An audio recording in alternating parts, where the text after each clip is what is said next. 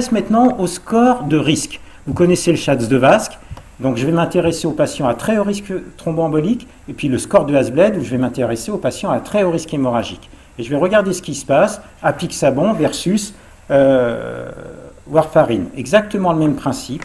Et vous voyez que plus le malade est à risque thromboembolique, plus en termes absolus on va gagner avec l'apixaban, qu'il n'y a pas d'interaction entre le risque thromboembolique et la comparaison apixaban antivitamine K. Si vous faites ça sur le risque hémorragique, plus le patient est à risque hémorragique, plus vous gagnerez en nombre de malades qui n'auront pas d'accident hémorragique avec l'apixaban par rapport aux antivitamines K. La conclusion de ce papier, plus vous êtes à risque, soit thromboembolique, soit hémorragique, plus vous bénéficiez des anticoagulants oraux directs. Ça, c'est l'evidence-based medicine. Un petit bémol, c'est que vous avez tous ce schéma dans la tête. Le Schatz de Vasque me permet d'identifier les patients à risque thromboembolique. Plus le Schatz augmente, c'est les courbes en bleu, plus le risque thromboembolique augmente. Et plus le Hasbled augmente, plus le risque hémorragique augmente. Avec l'arrière-pensée, si j'ai un Schatz très élevé et un Hasbled bas, c'est génial, je peux mettre des anticoagulants. Si j'ai un Schatz bas et un Hasbled très élevé, très haut risque hémorragique, faible risque thromboembolique, je vais pouvoir m'abstenir du traitement anticoagulant. Le problème, c'est que si vous regardez le risque hémorragique associé avec le Schatz-Vasque, ça marche super bien. Le Schatz-Vasque vous identifie super bien les patients à risque hémorragique et aussi bien que les patients à risque thromboembolique. De la même façon, si vous faites le Hasbled pour le risque thromboembolique, ça marche aussi super bien pour vous identifier les patients à risque hémorragique. En gros, ça veut dire quoi? Qu'un Hasbled, il est à très élevé, il est à très haut risque hémorragique, mais aussi à très haut risque thromboembolique. Donc faites attention à ces scores pour discriminer un petit peu vos patients à risque hémorragique. Surtout que si vous intéressez à des patients neurovasculaires, si le patient a des antécédents de stroke, il n'y a pratiquement aucun patient neurovasculaire qui a un Hasbled inférieur à 3. Donc ils sont tous à haut risque hémorragique. Or, c'est ceux-là qu'il faut anticoaguler. J'avance un peu et on va parler de l'âge, plutôt intéressant. Vous avez ici sur cet histogramme, tout groupe confondu, AVK et anticoagulants oraux directs, l'impact de l'âge sur le risque thromboembolique et l'impact de l'âge sur le risque hémorragique. Et quand vous voyez ces histogrammes, vous comprenez pourquoi le risque l'âge nous interpelle beaucoup pour le risque hémorragique, parce que ça semble être un facteur beaucoup plus discriminant sur ce point de vue, sur ce critère-là. Et pourquoi c'est un risque hémorragique? Probablement que, vous ne m'avez pas attendu pour le voir, que les patients âgés sont les patients qui cumulent le plus de comorbidités. Vous voyez que plus on est âgé, plus on est insuffisant rénal, en tous les cas estimé par Cockcroft, et plus on est âgé, plus on a déjà saigné. Et un patient qui a déjà saigné, quand vous mettez sous anticoagulant, ça va mal se passer.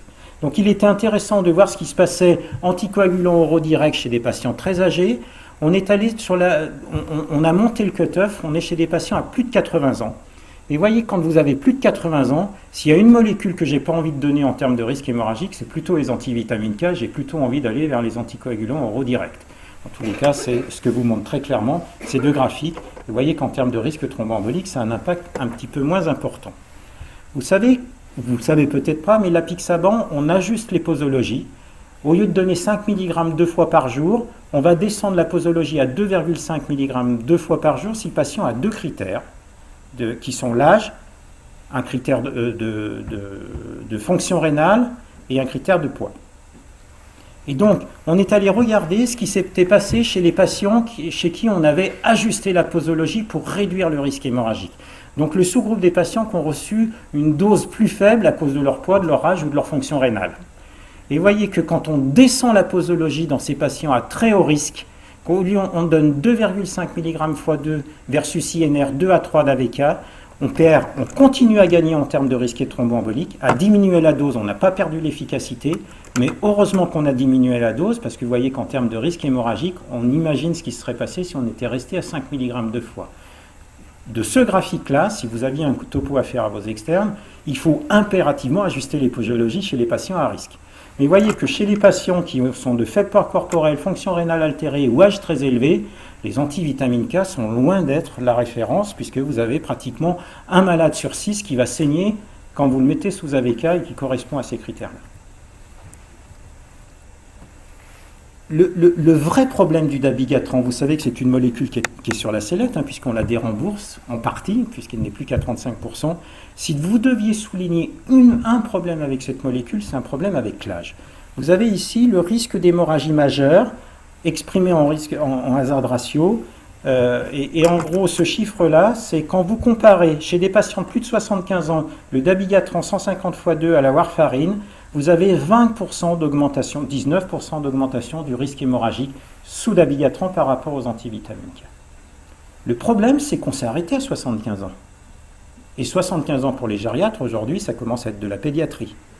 Et donc, on nous dit, est-ce que vous n'auriez pas intérêt à déplacer le cutoff? Pas de problème, on va vous faire 80. Et quand vous sélectionnez les patients à 80 ans et que vous donnez du dabigatran plutôt qu'un AVK INR 2 à 3, vous multipliez par 35% le risque hémorragique. Donc le vrai problème du dabigatran, il est plutôt sur cette interaction avec l'âge. Ça vous explique pourquoi, au-delà de 80 ans, il vous est interdit de prescrire 150 x 2. Il faut descendre à 110 x 2. Mais même à 110 x 2, on est ras les fesses avec une augmentation significative. Et si vous mettez 80 ans, même à 110 x 2, et que le patient a déjà une fonction rénale modérément altérée, je ne sais pas bien ce qui va se passer. Et le vrai bémol pour moi de cette molécule, il serait là, il faut qu'on travaille là-dessus. Et les États-Unis ont pris une posologie encore plus faible chez les patients avec une fonction rénale altérée. Je vais m'intéresser maintenant à la fonction rénale, et estimée par Cockcroft-Ego, on va y revenir. Et puis je vous ai montré fonction rénale normale, légèrement altérée, modérément altérée à moins de 50 ml/min. Vous voyez qu'on a des patients, on en a 3000 avec moins de 50 ml/min dans cette étude-là. Donc c'est loin d'être négligeable. Et vous voyez que plus on a un Cockcroft bas, moins de 50 ml/min, plus on est âgé. Et 71% des patients de ce groupe-là ont plus de 75 ans. Et puis vous voyez qu'on a des SHATS plus élevés, des Hasbled plus élevés. Et donc il était particulièrement intéressant d'aller voir ce qui se passe en comparaison AOD versus AVK dans cette population-là, surtout que les AOD sont éliminés au moins partiellement par le rein, alors que les AVK sont plutôt à élimination hépatique. Et donc dans cette étude, on a été capable de regarder le pourcentage d'AVC en fonction du Cockcroft et le pourcentage d'hémorragie en fonction du Cockcroft. Vous avez le Cockcroft en abscisse et vous avez le pourcentage d'AVC ici, le pourcentage d'hémorragie ici. Et ici, c'est la warfarine. Et vous voyez que plus la fonction rénale s'altère, plus votre risque thromboembolique augmente malgré un traitement antivitamine K, bien conduit. Et plus le risque hémorragique augmente. Il y a un bémol là. Les AVK ne sont pas éliminés par le rein. Chez l'insuffisant rénal modéré, voire même sévère, vous avez un traitement antivitamine K associé à un risque hémorragique qui croît de plus en plus. Et si, avec ça, je vous mets une molécule éliminée au moins partiellement par le rein, telle que l'apixaban, voilà ce que ça vous donne. Pardon. En termes de risque thromboembolique, c'est à peu près la même courbe. Le risque thromboembolique augmente, mais le gain qu'on a avec apixaban versus warfarine, plus le patient est à risque, plus la fonction rénale est altérée, plus l'apixaban gagne. Vous pourriez me dire, ça c'est logique, comme mon produit est éliminé par le rein, je l'accumule, donc j'ai plus de produits qui circulent, donc je suis plus efficace. Mais ça voudrait dire que vous le payez en termes de risque hémorragique. Or, si vous regardez le risque hémorragique, plus la fonction rénale s'altère, et cette fois-ci il y a une interaction, plus vous gagnez avec l'apixaban. Or, c'est un produit à élimination rénale. Et contrairement à ce qu'on dit, plus le patient est à fonction rénale altérée, plus j'aurai envie de mettre de l'apixaban plutôt qu'un antivitamine K. Je vais même vous détailler ça ici. Dans cette étude, on a eu des patients qui avaient un Cockcroft à moins de 30 ml/min. Et vous voyez que ce n'est pas négligeable, il y en avait 221. Donc 221 insuffisants rénaux sévères qui ont été inclus dans l'étude Aristotle. Et vous voyez que vous avez le risque hémorragique associé aux antivitamines K chez les patients de plus de 75 ans en fonction de leur Cockcroft. Et vous voyez que pratiquement un malade sur 6 qui a un Cockcroft à moins de 30 ml/min et qui a plus de 75 ans, si vous lui donnez un antivitamine K, un malade sur 6 va saigner. Si vous faites ça avec l'apixaban, on contrôle complètement ce risque hémorragique. Ce que je veux vous montrer ici, c'est considérer que l'AVK est le traitement anticoagulant de référence chez l'insuffisant rénal sévère, ça commence à me perturber beaucoup. Je ne vous dis pas, à partir de ça, qu'il faut prescrire chez l'insuffisant rénal sévère de l'apixaban, pas aujourd'hui, mais vous imaginez qu'on va partir très très vite dans l'étude, comparant apixaban ou un autre versus antivitamine K chez l'insuffisant rénal sévère, et compte tenu de ces données-là, on a toutes les chances de gagner et de gagner très très vite. Et cette étude devrait démarrer l'année prochaine. Pourquoi on se sert du Cockcroft-Ego? Vous êtes très lié avec les néphros, et ça c'est un truc qu'on va vous ressortir à chaque fois. Le Cockcroft-Ego, c'est une formule complètement nulle pour estimer la fonction rénale. Complètement d'accord. Dans ce cas-là, comme le Cockcroft-Ego prend en compte l'âge, le sexe, le poids et la créate, c'est nous qui avons pris un mauvais message.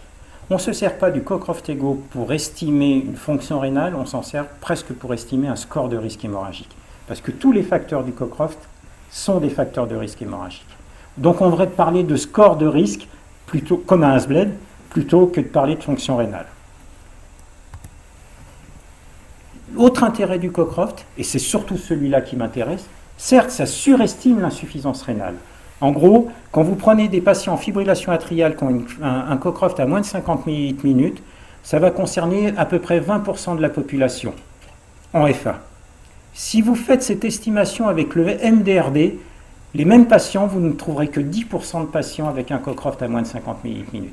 Je vous confirme que le Cockcroft surestime l'insuffisance rénale et que les néphrologues n'aiment pas du tout ça, parce que ça veut dire que leur consultation serait submergée de patients qui n'ont pas d'insuffisance rénale. Sauf qu'ils ont un score de risque hémorragique élevé identifié par Cockcroft. Et quand vous faites une traduction de tout ça, vous prenez tous les patients chez qui vous faites un Cockcroft-Ego avec un moins de 50 ml/min. Si vous utilisez le rivaroxaban, le Xarelto, dans cette indication, fibrillation atriale chez un patient qui a un Cockcroft à moins de 50 ml/min, la posologie du Xarelto, c'est 15 mg une fois par jour, alors que chez les patients qui ont plus de 50 ml/min, c'est 20 mg une fois par jour. Donc avec le Cockcroft-Ego, tous les patients moins de 50 vont avoir 15 mg une fois. Si vous utilisez MDRD plutôt que le Cockcroft, alors qu'on a utilisé le Cockcroft dans les études, vous allez avoir 13% de patients qui étaient à moins de 50 avec le Cockcroft, qui sont à plus de 50 avec le MDRD. Et ces patients-là, au lieu de leur donner 15 mg, vous allez leur donner 20 mg. Je vous donne la traduction, vous allez faire saigner vos malades. N'utilisez pas le MDRD pour faire vos ajustements posologiques, vous allez augmenter le risque hémorragique de vos patients. Et donc, dans le débat avec les néphros, si on utilise le Cockcroft, c'est qu'on veut estimer le risque hémorragique plus que la fonction rénale. Et donc, je vous ai mis ici, on ne va pas le détailler, c'est une diapo que vous aurez donc, vous avez tous les critères d'ajustement posologique des molécules qui seront à votre disposition, les doxabans sortant dans assez peu de temps, mais vous voyez que c'est à peu près tout le temps la même chose, créate, âge, poids et sexe là au milieu. Mais vous voyez que ces ajustements posologiques concernent quand même pas mal de la population, puisqu'on a un malade sur 5 chez qui on est obligé de descendre la posologie si on s'intéresse au Cockcroft. Donc, avec ce que je viens de vous raconter, je vous ai dit qu'en rapport bénéfice-risque global, les AOD étaient plutôt mieux que les antivitamines K. Et la traduction de l'evidence-based medicine, même si c'est des sous-groupes, et attention, pour le moment, ce ne sont que des sous-groupes, mais j'en ai pas un seul qui va dans le mauvais sens. Plus les patients sont à risque, plus on bénéficie d'un traitement AOD plutôt qu'antivitamine K, sauf peut-être pour l'âge, avec le Pradaxa. Et donc, la question suivante, c'est la mesure de l'effet anticoagulant. Je vais passer très très vite, on les appelle anticoagulants oraux directs parce que vous avez les Xaban qui jouent sur le facteur 10, directement, sans passer par l'antithrombine, et les Gatrans, représentés par le dabigatran essentiellement, qui jouent sur le facteur 2. En termes de mesure de l'effet anticoagulant, ça a un impact. Les Xaban, vous pouvez mesurer l'effet anti-10, et pour les Gatrans, vous pouvez mesurer l'effet anti-2. Et cet effet anti-2, on peut le mesurer soit directement, soit indirectement par un temps de thrombine dilué ou un Hecarim test. Le temps de thrombine dilué, c'est un test dont vous avez peut-être entendu parler, qui est l'hémoclote. Toujours est-il que quand on fait ces tests-là, anti-10 ou anti-2, enfin hémoclote pour les Gatrans, on a une corrélation parfaite avec les concentrations de ces médicaments-là. Donc on a des tests disponibles pour mesurer l'effet anticoagulant. Ils sont disponibles, ils sont validés. Toutes les firmes pharmaceutiques, en tous les cas qui développent ça, ont développé ces tests. Ces tests, on les a aujourd'hui. Preuve en est, c'est que dans les CHU, ils sont disponibles pratiquement partout et que c'est passé dans notre pratique quotidienne. Donc j'ai du mal à comprendre qu'on nous fasse une restriction d'emploi sur cet argument-là. La question, c'est, j'ai des tests disponibles et je peux en faire quoi? Et ça, c'est un vrai problème. Je vous ai mis ici...